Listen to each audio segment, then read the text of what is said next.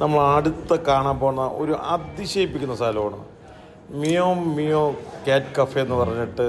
നമ്മുടെ ഈ ഞാൻ നേരത്തെ കാണിച്ച സൈഗോൺ സ്ക്വയറിൻ്റെയൊക്കെ തൊട്ടടുത്തായിട്ട് നമ്മൾ നടന്നു പോകേണ്ട ദൂരമുള്ളൂ. ഇതൊരു അതിശയിപ്പിക്കുന്ന സ്ഥലമാണ് മിയോ മിയോ കാറ്റ് കഫേ. പൂച്ചകളുടെ ഒരു കഫേ. അവിടെ ടൂറിസ്റ്റ് വരും. അവർ ഒരു കോഫി ഒരു കഫേയാണ്. അവിടെ പൂച്ച സ്നേഹികൾക്ക് വേണ്ടി മാത്രം. നമ്മൾ ഈ പൂച്ചകളെ സ്നേഹിക്കുന്ന ഒരു ഏഷ്യൻ രാജ്യങ്ങളിൽ ഒരുപാട് ആൾക്കാർ പൂച്ച സ്നേഹികളാണ്. അവിടെ അവർക്ക് വന്നിട്ടൊരു മൈൻഡ് റിലീസിങ്, അവർക്കിത് കാണുമ്പോൾ ഒരു സന്തോഷമാണ്. അത് വളരെ സൂപ്പറായിട്ടാണ് അവിടെ ചെയ്യുന്നത്. അവിടെ ഓഫീസും കാര്യങ്ങളും അതിൻ്റെ ഒരു പ്രൊഫഷണലിസമൊക്കെ ഭയങ്കര. നമുക്കൊരു 3,40,000 രൂപ, അതായത് നമ്മുടെ ഒരു 1,40,000 രൂപ എന്തോ അവിടുത്തെ ബില്ലായിട്ടുണ്ട്. ഒരു 250-300 രൂപ അടുപ്പിച്ച് വരും.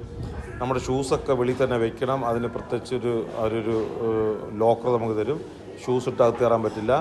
അത് ലോക്കറിൽ കയറണം. പിന്നെ നമ്മുടെ എന്തെങ്കിലും നമ്മുടെ കിറ്റോ കാര്യങ്ങളുണ്ടെങ്കിൽ ലോക്കറിൽ തന്നെ വയ്ക്കാം. എനിക്ക് അതിശയം തോന്നുന്ന മിയോ കാറ്റ് കഫേ.